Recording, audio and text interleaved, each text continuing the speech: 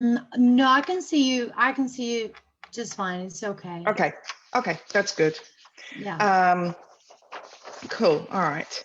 I was just gonna get my chat. I'm starting to share this webinar on Facebook too, so you know. Okay. And also, we should probably wait 5 minutes for students to start joining. That's because we fine. still have 3 minutes still. No worries. Here's 7. I'm not sure what 7 is there. It's almost 9 o'clock in the morning here. 9 o'clock. I am not good with time zones. I'm going to tell you that right now. So hang on a second. There we go. I just want my chat. How do I get my? Yeah, I can't do my chat when I've got this up.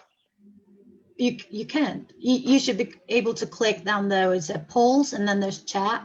Then you should be able to see it. Oh, Q&A. I can do Q&A, but I can't. Oh, hang on a second. Oh yeah, I can do chat as well. Yeah. Okay, but I'll do that. I'll do that after I finish presenting. So otherwise, it will get of course. complicated. Yeah. I cool. think answering the questions after the presentation is easier. Easier. Yeah, exactly. That's fine. Okay, cool. Good. All right. I'm all good. And we're also live on Facebook now. So we're just going to give a few minutes to let everyone join. And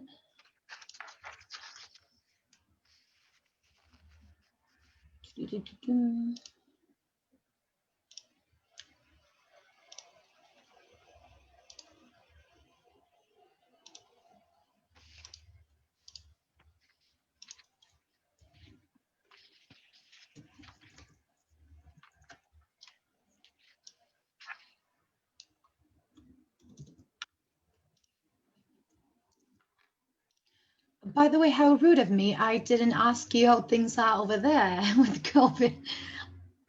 Oh, no, it's amazing. We now have we've had 18 days with 0 new cases and great. 0 deaths. Yeah.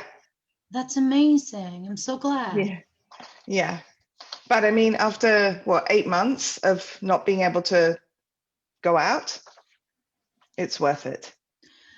Yes, I agree. By the way, Harold is saying hi. So hi, Harold. Hello.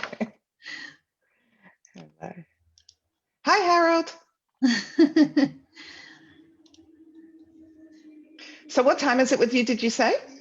Right now it's 7 p.m. Okay, 7 p.m. Buenas noches. And here it's actually Tuesday. For you, it's Wednesday already, right? It's Wednesday already, yeah. You're in the future. Yeah.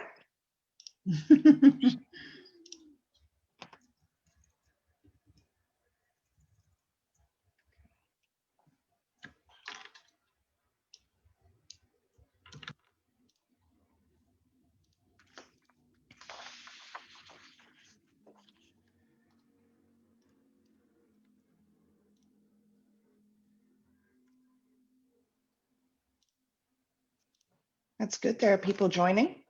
Yes, we have Alma, Harold, and Mick. Hola.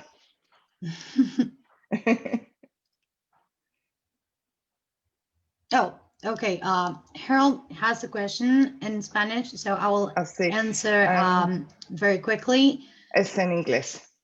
Yes. Pero las preguntas en español yo se las puedo ir contando también a Laura para que puedan irlas respondiendo. Yo sí hablo español, así que ahí podemos también ayudarlos con eso.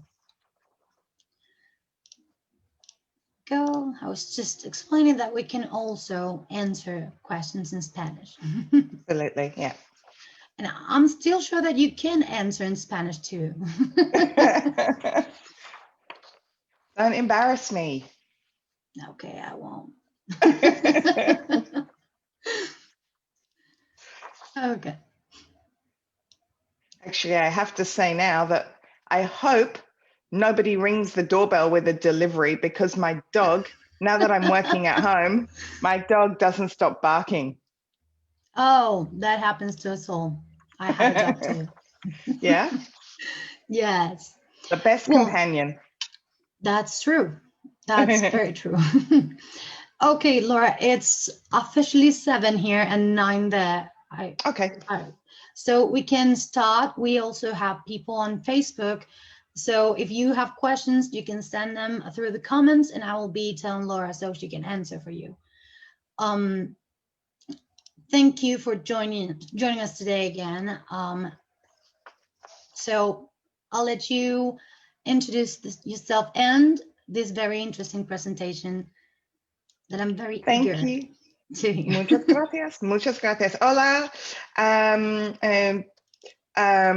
Buenos tardes. No. Buenos Yes. días. Buenos días from Australia. My name is Laura Barclay, and today I'm going to tell you a little bit about Getting Ahead Australia. I started this company 6 years ago to help students and qualified professionals to achieve the lifestyle and career that you all want in Australia. So I moved to Melbourne from London in 2003, and I have over 20 years experience working in human resources and communications. I'm qualified also as an ESL teacher, so I support my clients with IELTS and with PTE. But what I love most about my work is meeting people from different cultures and supporting all of you to achieve your dreams. Today, I'm going to be sharing with you some ideas about how you can improve your casual job search so that you can find a job as quickly as possible in Australia. And I'll talk about how you can avoid some common mistakes and how you can maximize your time and effort. So I hope you find this helpful, and of course, ask questions anytime. At the end is probably best though. Okay, to get started, let's have a look at the main reasons why most overseas students and professionals find it difficult to get a job quickly in Australia. Firstly, it's difficult to present yourself clearly and confidently to employers or recruiters when English is not your first language. Secondly, it's difficult when you don't understand how the Australian job market works and you don't really have any network either. And thirdly, it's difficult when you don't have any local work experience or even a local referee who can confirm that, yes, you're a great team player and that you work really hard. Because the reality is that no employer here is going to email or phone anyone overseas to check what you're like. So all of these common problems make it a little bit more difficult for you to find a casual job, but most importantly, it adds to the time. It means that it takes longer for you to find a job. Now, add to that the issue of COVID-19. All that means is that there are now more people looking for jobs locally, and they already have local experience. So that just makes it a little bit more difficult. So the question is, what can you do today to make sure that you can get a casual job as quickly as possible? Okay, so the first step is for you to stop making common mistakes and to be clear about your goal. So don't apply for a job that you don't really want or that you're not qualified to do. Okay? Don't send the same CV to a retail sales job, for example, in a shop, and also the same CV to do a kitchen hand job in a restaurant or a cafe. So you also need to think about presenting the best version of yourself. So that means don't send a CV that has English spelling or grammar mistakes, or even worse, don't send a CV that's so long that nobody will read. Many of my clients who've come from Latin America, they send me their casual CVs, and they can be sometimes 3, 4, sometimes even 5 pages. And it's just not culturally appropriate here. Nobody's going to read it. And that doesn't mean that you're not someone who has the correct skills or experience. It just means that your CV is too long. For a casual job, 1 page. Okay, so all of this means that sending less applications means you're going to actually have a higher chance of getting an interview. Why? Maybe you're wondering. Well, this is because your background, skills, and experience are going to actually meet the requirements of the position description. So, to get a casual job as quickly as possible, firstly, you should be very clear about your goal. Okay. Secondly, have some understanding of how the Australian job market works and only apply for jobs that you are qualified to do. The main reason I recommend that is that it can really affect you and your well-being if you keep getting unsuccessful responses or even no response. So only apply for jobs that you're qualified to do. Then know how to present yourself for different types of jobs. Okay, that means learning some very common phrases, which we'll talk about a little bit later. And also make sure that you know how to answer common interview questions. Okay, and I recommend that even before you send your CV, make sure that you're comfortable answering those common questions so that if you get a phone call pretty quickly, you can immediately start speaking to people. Okay. So now I'm going to move on and talk about how to create a winning cover letter. So a lot of the cover letters that I receive to review, because I always offer free reviews, they are very, very long, okay? And again, you need to keep your cover letter short, okay? But also it's important to have the correct information. So let's have a look and see what you should include in a winning cover letter, a good cover letter. So here's an example of a casual retail sales job cover letter, okay? So for example, working in the shopping mall in a retail job. So the first thing that you can see is that you must include your name, your contact details, and your availability. That is very important. You need to make it easy for the employer to contact you and also to know when you are available to see if it fits with their requirements. Secondly, include the position name so that the person who's reading your letter knows exactly which job you're applying for. The third thing is you want to always use an appropriate greeting and an appropriate closure. So here you can see, "Dear recruiting manager," and "yours sincerely." Okay, the next thing that you want to do, as you can see here at number 4, is include a short paragraph describing how your background makes you suitable for the role that you're applying for. Okay? So many people spend this first paragraph talking about what they've done in the past, and at many different companies that are not retail sales is going to make them suitable. But as you can imagine, nobody wants to read that. They want to understand what relevant experience and skills you have.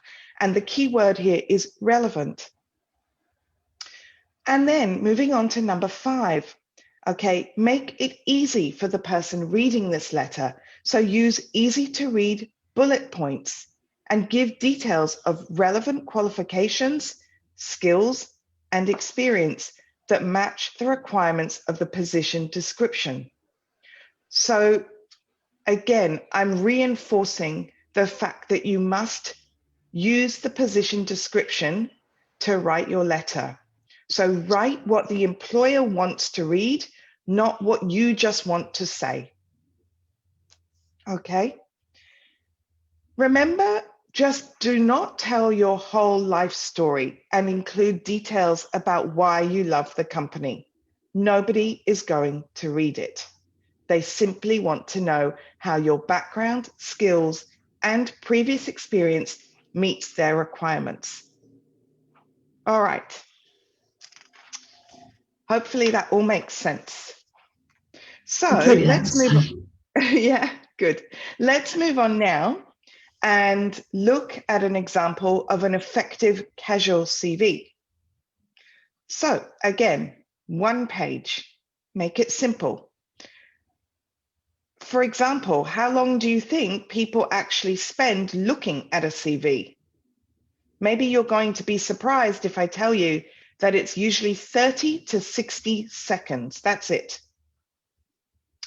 So to start with, your CV must include your name in large font with your contact details, your availability, and using a professional email address, okay?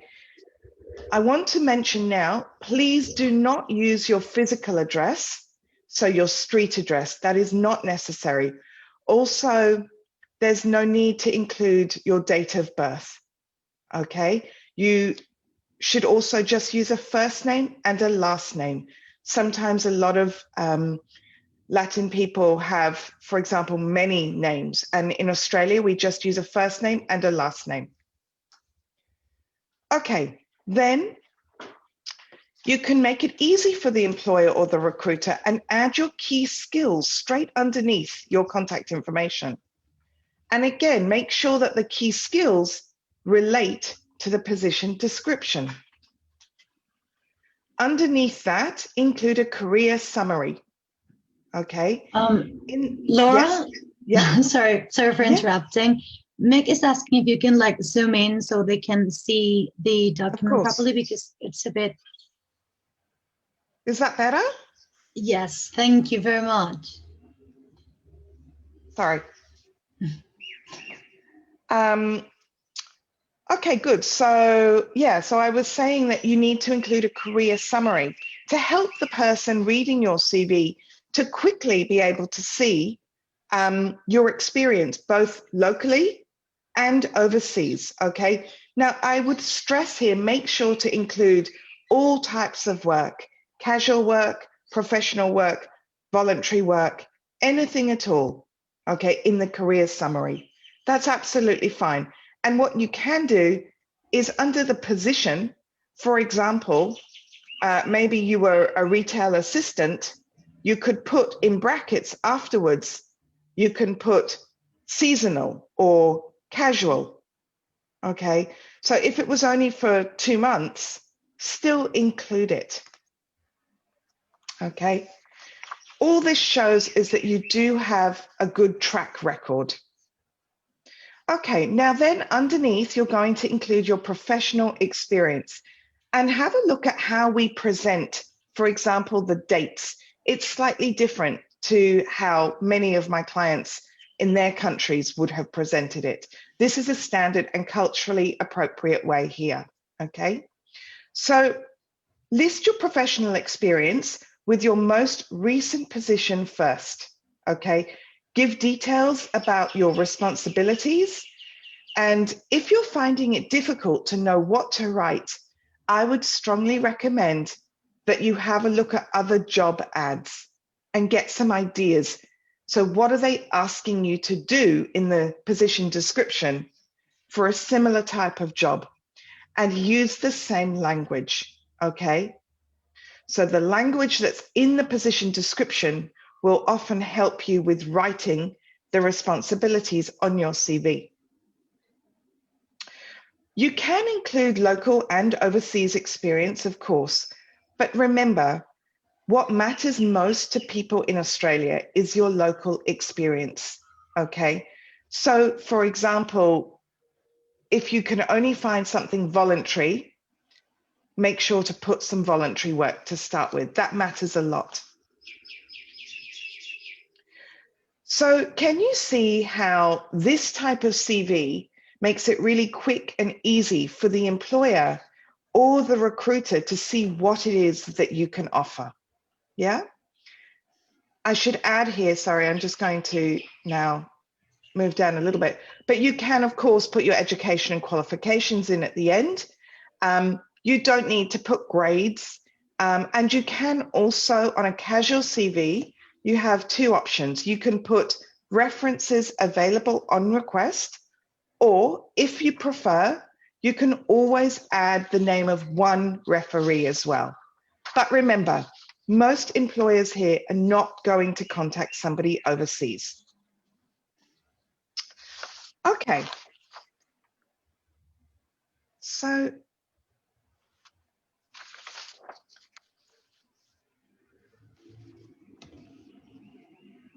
finally, let's just move on now. When you do go to present yourself for a job, you must remember that firstly, make sure you always appear looking clean and professional and dressing like wearing appropriate clothing.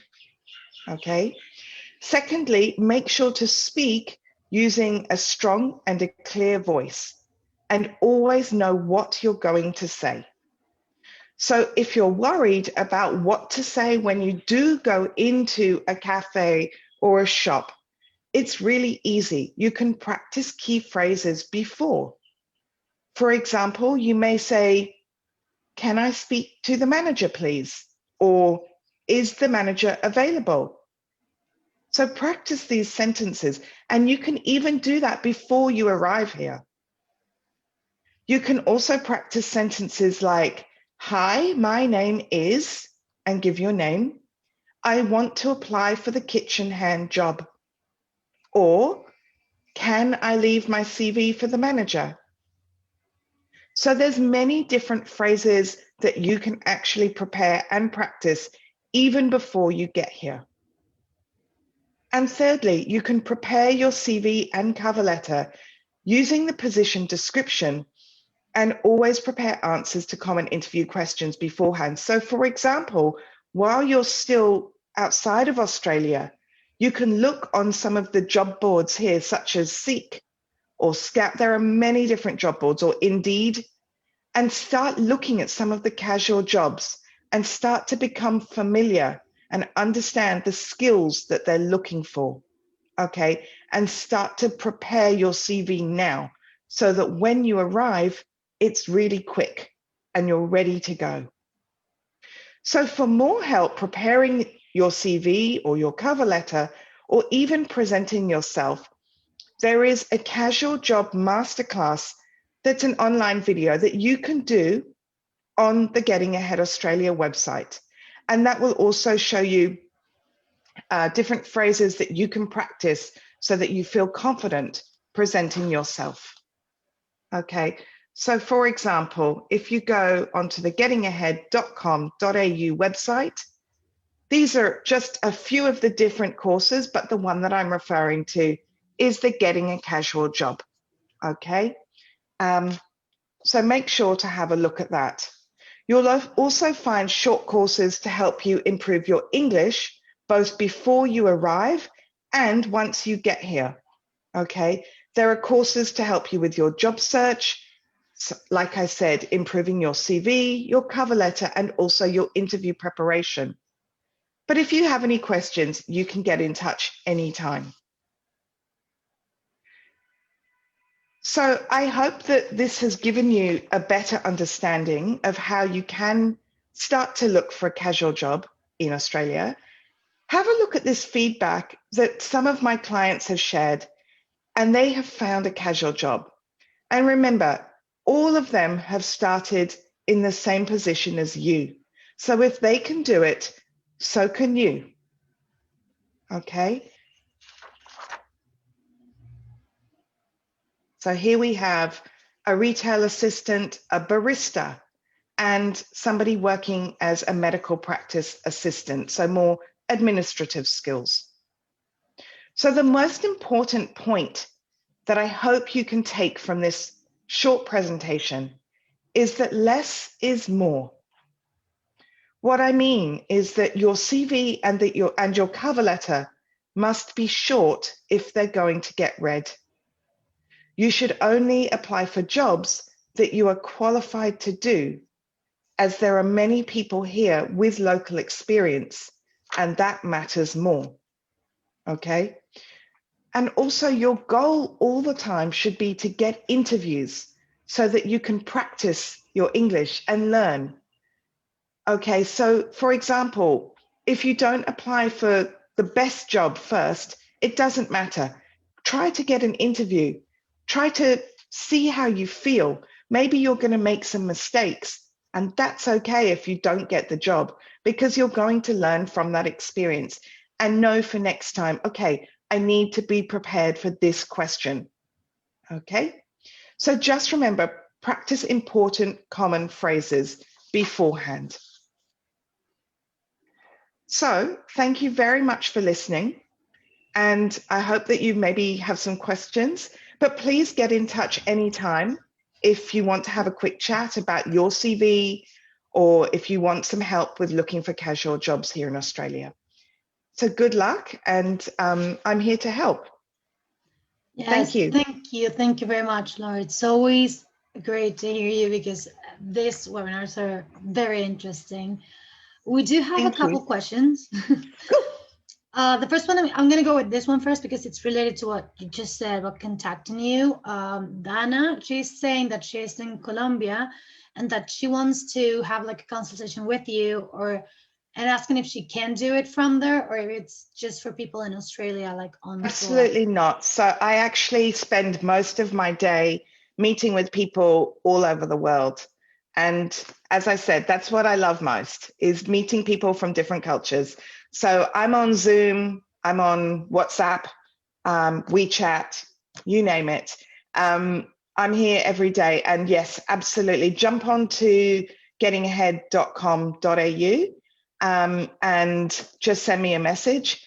And also, if you want on there, there is on the homepage, you can get a free CV review. Okay. And I always offer that because I feel that it's really important that before you start sending any applications, you know what someone like me is going to say, because I'm here to support you.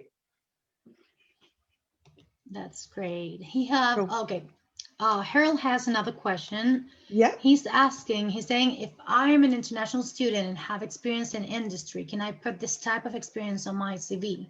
Yes, please, 100%.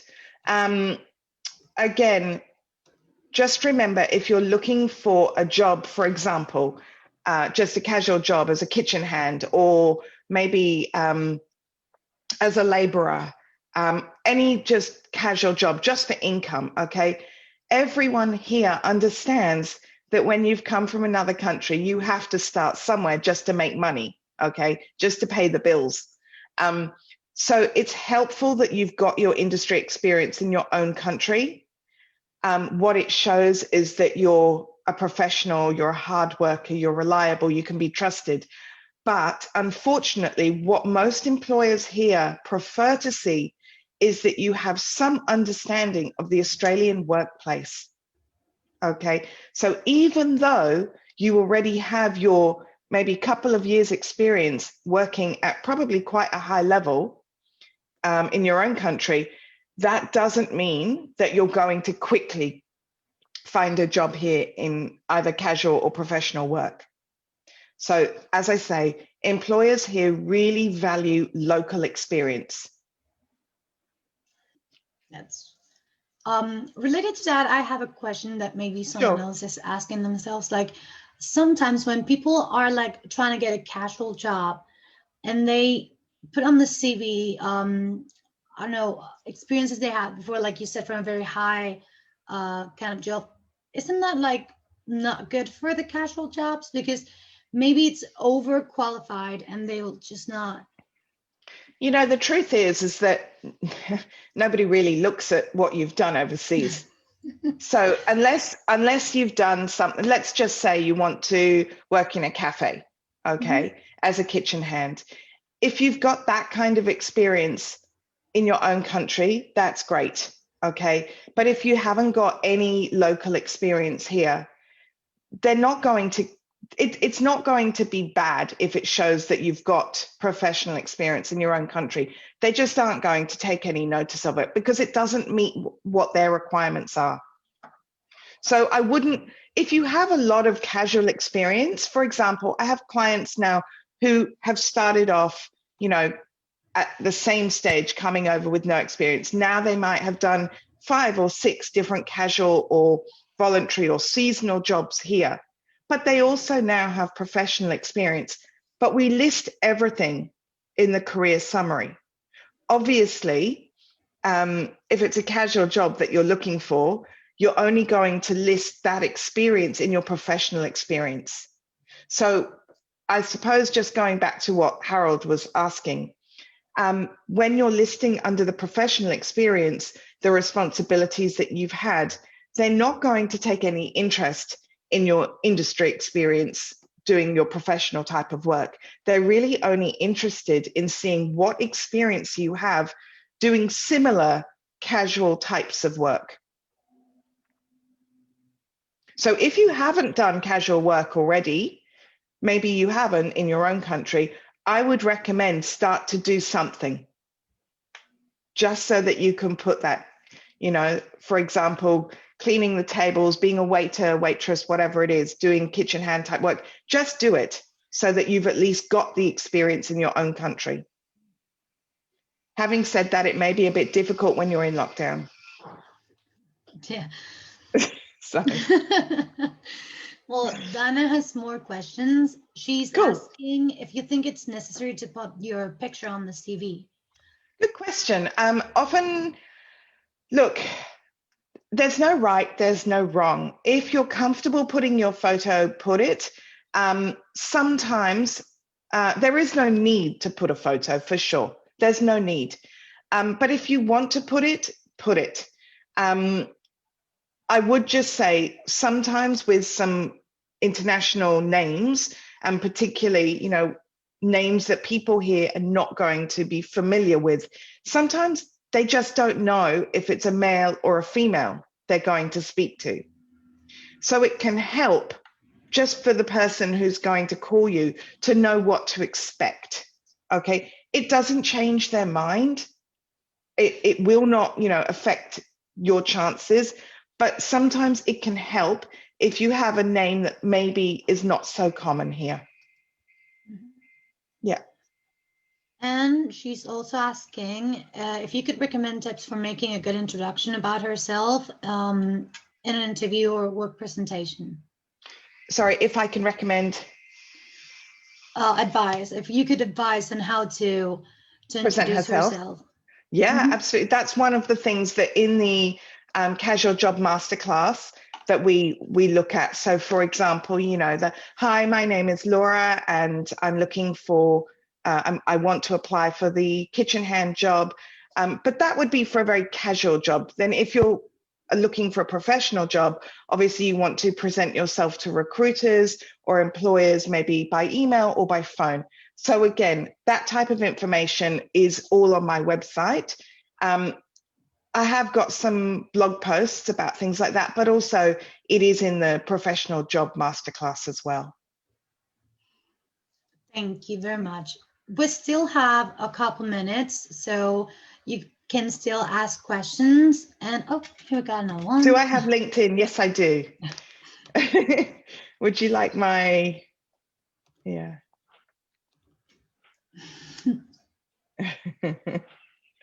Let me, I'll just put my LinkedIn. So that they can find you.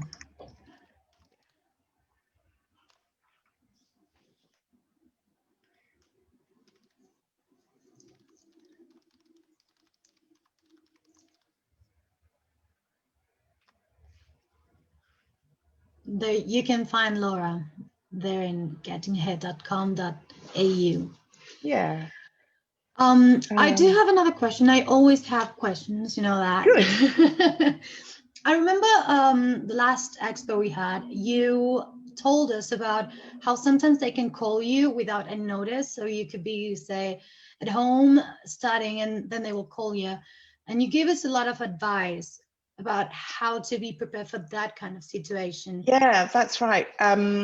Thanks for mentioning that. So that's a really good point. So sometimes for casual jobs, because it's an immediate need, okay, they need you really quickly, but they can also get rid of you and not need you quickly. So you have to obviously remember that. But when they do need you quickly, if they see your CV and it looks great, because remember, most people don't get this kind of advice, and there are a lot of really bad CVs, okay? So when you have one that's really simple and clear and has the information that they're looking for, it makes it really easy for them to just quickly call you, okay? And say, oh, hi, I just want to check. So when are you available? And can you just tell me a little bit about your experience doing this or that?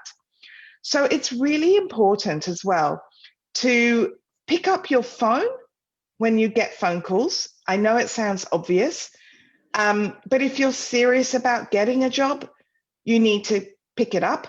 You also need to remember that it could always be a potential employer or recruiter. So remember to speak in a professional, like I said, speak in a professional way, speak clearly and speak confidently. Say, good morning, this is Laura. And then they will speak to you, okay?